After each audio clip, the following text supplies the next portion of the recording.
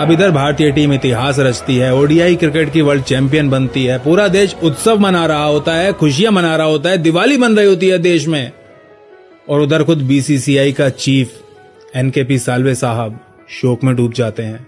उनका बीपी ऊपर चला जाता है, वो टेंशन में आ जाते हैं। उस समय बीसीसीआई के चीफ रहे एनकेपी साल्वे, महाराष्ट्र से आने वाले कांग्रेस के एक बहुत ही सम्मानित नेता, जो राज्यसभा में कांग्रेस के एमपी हुआ करते थे और आगे चल के 1993 में पीवी नरसिम्हा राव के अंडर कैबिनेट मंत्री भी बनने वाले थे। वो साल्वे साहब टेंशन में आ जाते हैं, शोक में डूब जाते हैं, क्योंकि उन्हें पता था कि हमारे बोर्ड के पास अब इन खिलाड़ियों को देने के लिए एक पैसा नहीं है। इसीलिए भारत के वर्ल्ड कप जीतते ही वो पहला फोन ना ही देश की प्रधानमंत्री इंदिरा गांधी को लगाते हैं और ना ही उनके सुपुत्र और कांग्रेस के जनरल सेक्रेटरी राजीव गांधी को। वो सबसे पहला फोन लगाते हैं बीसीसीआई के ट्रेजरर को और अकाउंटेंट को। वो अकाउंटेंट से पूछते हैं कि भाई ये बताओ, बोर्ड के अकाउंट में कितने पैसे पड़े हुए हैं? हमने सोचा नहीं था, लेकिन ये खिलाड़ी वर्ल्ड कप जीत गए और वर्ल्ड कप जीत के जब वापस आएंगे तो इन्हें कुछ देना तो पड़ेगा इनाम में, तो कितने पैसे दे सकते हैं? अकाउंटेंट कहता है कि सर, अगर पूरा अकाउंट भी खाली कर दें, पूरे बैंक अकाउंट पे झाड़ू फेर दें, तब भी 15-20 हजार रुपए, ज्यादा से ज्यादा 20 हजार रुपए। इसलिए वो अगला फोन अपने पीए को लगाते हैं और पीए से पूछते हैं कि भाई मैं एमपी हूं, मेरे एमपी फंड में मुझे हर साल पैसा मिलता है, तो बताओ उसमें कितने पैसे पड़े हैं, वहां से पैसे निकाले जाएं तो हम खिलाड़ियों को कितने दे सकते हैं? उनका पीए कहता है सर 1 लाख रुपए पड़े हैं, 1 लाख से ऊपर नहीं हो पाएगा, आपके फंड में 1 लाख है, बाकी खर्च हो गए इधर उधर, ये बनवा दिया वो बनवा दिया, 1 लाख रुपए से ऊपर नहीं हो पाएगा आपके फंड में से निकालें तो बीसीसीआई के पास जो पैसे थे और इनके एमपी फंड में जो पैसे थे, वो मिलाकर भी हर खिलाड़ी के लिए इनाम की राशि 25,000 से ऊपर नहीं जा पा रही थी। 25,000 rupees per player world cup जीतने के बाद, उस समय के हिसाब से $2,500 मात्र। उनको इंदिरा गांधी से तो कोई आशा नहीं थी, क्योंकि इंदिरा गांधी ने पहले ही मना कर दिया था। उन्होंने फोन लगाया था पीएमओ को, वो इंदिरा गांधी जी से बात करना चाहते थे, लेकिन बात हो नहीं पाई थी। लेकिन इंदिरा गांधी जी के पीएमओ में आसपास जो उनके रहते थे पीएमओ में, उन्होंने साल्वे साहब से फोन पे ही साफ मना कर दिया था कि भाई पैसे नहीं है, संविधान में कोई ऐसा प्रावधान नहीं है जिसके तहत पैसे दिए जा सकें। कहां से दें पैसे? कोई कानून तो हो, कोई ऐसा कानून हो, कोई प्रावधान हो संविधान में जिसके तहत हम पैसा, ये फंड्स रिलीज कर सकें। नहीं है हमारे पास कोई ऐसा प्रावधान, तो उन्होंने साफ मना कर दिया था। लेकिन फिर भी साल्वे साहब दिल्ली जा रहे थे, क्योंकि उनको उम्मीद थी राजीव गांधी जी से। राजीव गांधी जी एक युवा नेता थे, कांग्रेस के जनरल सेक्रेटरी भी थे, और अभी पिछले साल यानी कि 1982 में हुए एशियन गेम्स में उन्हें बहुत बड़ी बड़ी जिम्मेदारियां दी गई थी। उन्होंने एशियन गेम्स को मैनेज किया था, खेलों से उनको लगाव था, तो राजीव गांधी से मिलने दिल्ली गए। लेकिन राजीव गांधी जी ने भी अपने हाथ खड़े कर दिए। उन्होंने कहा भाई जब मम्मी ने मना कर दिया तो मैं पैसे कहां से दूं? जो देश की प्रधानमंत्री मेरी मां नहीं दे पा रही, उसने मना कर दिया, तो मैं कहां से दूं पैसे? मेरे पास तो नहीं है पैसे देने के लिए, ना मेरे पास कोई ऑफिशियल पोजीशन है, मैं कोई मंत्री नहीं हूं, कुछ नहीं हूं, पैसे कहां से लाऊं? राजीव गांधी जी ने भी हाथ खड़े कर दिए। साल्वे साहब अपना समूह लेके मुंबई वापस आ गए और बहुत ज्यादा टेंशन में थे कि भाई अब खिलाड़ियों को दें तो दें क्या, पैसे लाएं तो लाएं कहां से? दर दर की ठोकरें खाने के बाद साल्वे साहब एक ऐसे व्यक्ति को फोन करने का निर्णय करते हैं जिसको क्रिकेट से बहुत ज्यादा लगाव था। भारतीय फर्स्ट क्लास क्रिकेट की, डोमेस्टिक क्रिकेट की, भारतीय क्रिकेट एडमिनिस्ट्रेशन की एक larger than life image, Raj Singh Dungarpur. Rajasthan की प्रिंसली स्टेट डूंगरपुर में जन्मे हिज हाईनेस राज सिंह डूंगरपुर। 1955 और 71 के बीच राज सिंह डूंगरपुर ने कुल 86 फर्स्ट क्लास मैचेस खेले थे और इन मैचेस में उन्होंने 208 विकेटें ली हुई थी। साल्वे साहब जानते थे कि अब कोई मेरी मदद अगर कर सकता है इस पूरे देश में तो राज ही कर सकता है, उसके अलावा कोई नहीं कर सकता। और जैसे ही वो राज सिंह डूंगरपुर को फोन करते हैं और कहते हैं बताओ भाई राज क्या चल रहा है, सब बढ़िया? उधर से उत्तर आता है, अरे साल्वे साहब आपके ही फोन का इंतजार कर रहा था। क्या बात है, पूरी दुनिया को फोन घुमा दिया और मेरी याद नहीं आई? मैं यही सोच रहा था कि साल्वे साहब मुझे फोन क्यों नहीं कर रहे हैं। साल्वे साहब अवाक रह जाते हैं, कहते हैं राज तुम्हें तो पता ही है सब यार, फिर क्या चल रहा है, बताओ क्या करना है। डूंगरपुर उनसे पूछते हैं कि आप कितनी इनाम की राशि घोषित कर सकते हो, कितने पैसे हैं आपके पास जो आप खिलाड़ियों को दे सकते हो। साल्वे साहब कहते हैं कि भाई राज 25,000 से ऊपर नहीं जा पा रहा है आंकड़ा, तो मैं क्या घोषणा कर दूं? डूंगरपुर कहते हैं नहीं, बिल्कुल भी मत कीजिएगा, मैं कुछ करता हूं। साल्वे साहब टेंशन मत लीजिए, घोषणा मत कीजिएगा 25,000 की, मैं कुछ करता हूं, रुक जाइए अभी।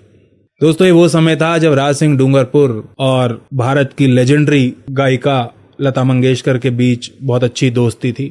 दोनों बैचलर्स थे, दोनों ने शादी नहीं की हुई थी, दोनों बैचलर्स थे और दोनों के बीच पर्सनल रिलेशनशिप थी, व्यक्तिगत रिश्ता था और काफी गहरा रिश्ता था, नजदीकी रिश्ता था।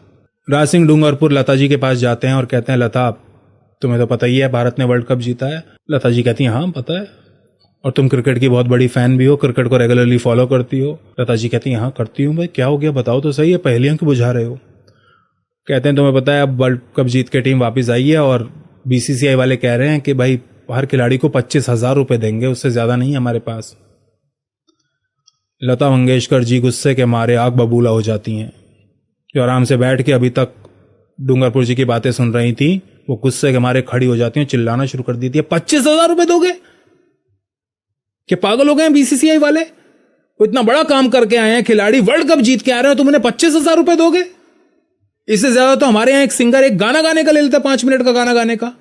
राज सिंह डूंगरपुर कहते हैं, अब तुम ही बताओ क्या करना है भाई, उनके पास तो इतने ही है। उन्होंने प्राइम मिनिस्टर से पूछा है, पीएमओ ने मना कर दिया है, राजीव गांधी जी से बात की सावले साहब ने, उन्होंने भी हाथ खड़े कर दिए कि हमारे पास तो पैसे नहीं है, तो तुम ही बताओ फिर क्या करना है, क्या इलाज है। तो राज सिंह डूंगरपुर उनसे कहते हैं, लता तुम्हारी फिल्म इंडस्ट्री में सब बहुत ज्यादा रिस्पेक्ट करते हैं, तुम्हारा सब सम्मान करते हैं, तुम्हारी बात को कोई टालेगा नहीं, एक म्यूजिक कॉन्सर्ट अगर तुम कर दो। लता मंगेशकर जी कहती हैं, डन, अब तुम टेंशन मत लो, आराम से बैठ जाओ, सब मैं कर लूंगी। लता जी तभी के तभी फोन घुमाना शुरू कर देती हैं इंडस्ट्री के दूसरे सिंगर्स को और म्यूजिशियंस को, और हर वो आदमी जिसको वो फोन करती हैं वो बिना कोई सवाल पूछे, free of charge, free of cost, बिना एक नया पैसा लिए कॉन्सर्ट करने को दिल्ली में तैयार हो जाता है। इतना ही नहीं दोस्तों, लता दीदी और कुछ म्यूजिशियंस मिलकर इस भारतीय टीम के लिए एक गाना भी कंपोज करते हैं, जिसे इस कॉन्सर्ट का ओपनिंग सॉन्ग होने वाला था, जो इस कॉन्सर्ट का। और ये सब काम करते हैं ये म्यूजिशियन, सिंगर्स और लता जी बिना पैसे के, बिना एक पैसा लिए। कॉन्सर्ट से पहले जब भारतीय टीम दिल्ली पहुंचती है तो वो इंदिरा गांधी जी, जिन्होंने पैसा देने से साफ मना कर दिया था, वो फोटो खिंचवाने के लिए मीडिया के सामने टीम को वेलकम करती हैं, सामने आ जाती हैं। और जिस दिन कॉन्सर्ट होता है तो स्टेज पे खिलाड़ी, लता जी, बीसीसीआई के कुछ ऑफिशियल्स और राजीव गांधी भी खड़े होते हैं, जिनका कोई लेना देना नहीं था, जिनके पास कोई ऑफिशियल कैपेसिटी नहीं थी, कोई ऑफिशियल पोजीशन नहीं थी, वो भी आ जाते हैं वहां पे। उस समय तो पैसा देने के समय पे कोई नहीं आता, लेकिन जब सब कुछ हो जाता है तब वो आ जाते हैं। खैर, 17 अगस्त के दिन दिल्ली में कॉन्सर्ट शुरू हो जाता है और कॉन्सर्ट का पहला ही गाना लता दीदी जो गाती हैं वो वही गाना था जिसको विशेष रूप से भारतीय टीम के लिए कंपोज किया गया था, और इसके बोल थे, भारत विश्व विजेता, भारत विश्व विजेता।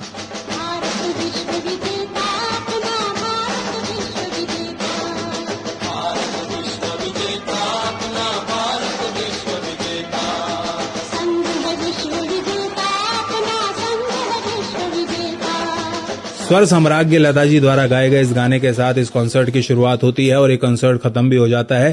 भारतीय फिल्म इंडस्ट्री के और भी कई सिंगर्स इसमें परफॉर्म करते हैं और कॉन्सर्ट खत्म होते होते ऑर्गेनाइजर्स द्वारा भारतीय टीम के लिए पूरे 20 लाख रुपए रेज कर लिए जाते हैं, 20 लाख रुपीस, और तब जाकर कहीं ये राशि भारतीय खिलाड़ियों में बांटी जाती है। कब इंदिरा गांधी 1983 में भारतीय टीम से मिली थी, उनका वेलकम करने आई थी, और इस बार नरेंद्र मोदी आए आज 2024 में 41 साल बाद। उन्होंने 40 मिनट के लिए भारतीय खिलाड़ियों के साथ बातचीत भी की, और जब वो खिलाड़ियों के साथ बातचीत कर रहे थे तब देश को एक बात ऐसी पता चली जो अभी तक नहीं पता थी, और वो बात थी भारतीय टीम के खिलाड़ी ऋषभ पंत से संबंधित।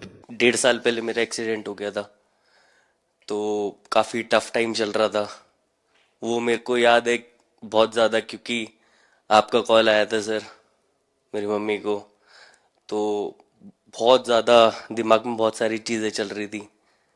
बट जब आपका कॉल आया, मम्मी ने मेरे को बताया कि सर ने बोला कोई प्रॉब्लम नहीं है, तब थोड़ा मेंटली रिलैक्स हुआ काफी।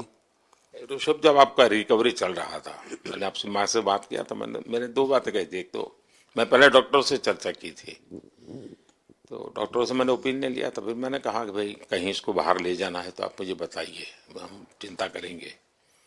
लेकिन मुझे आश्चर्य था आपकी माँ के आत्मविश्वास का।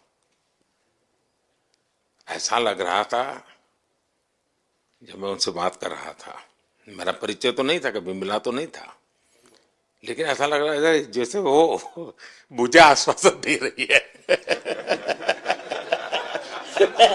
यार बड़ा बड़ा बड़ा गजब का था जी। दोस्तों, एक तरफ तो हमारे देश में इंदिरा गांधी और राजीव गांधी जैसे प्रधानमंत्री रहे हैं, मोरारजी देसाई जैसे प्रधानमंत्री रहे हैं, जिसकी वजह से ना जाने कितने RNDW के एजेंट्स को पाकिस्तान में अपना जीवन खोना पड़ा, आज तक भी जेल में सड़ रहे होंगे। दूसरी तरफ हमारे देश में आज हमें एक नरेंद्र मोदी जैसा प्रधानमंत्री मिला है। उसके एक खिलाड़ी को, और कोई बहुत बड़ा स्टार खिलाड़ी नहीं, नॉर्मल सा खिलाड़ी, एक खिलाड़ी का एक्सीडेंट हो जाता है, उसको चोट लग जाती है, तो पर्सनली उसके ट्रीटमेंट को सुपरवाइज करता है, उसकी मां को फोन करके दिलासा देता है। उसके 8 पूर्व नौसैनिकों को दोहा में मृत्युदंड दे दिया जाता है, तो उसकी भूख प्यास मर जाती है, वो खाना छोड़ देता है। जब तक उनको देश में वापस नहीं ले आता जेल से बाहर निकाल के, तब तक चैन से नहीं बैठता। आज हमें एक ऐसा प्रधानमंत्री मिला हुआ है और हम अभागे उसको 270 सीटें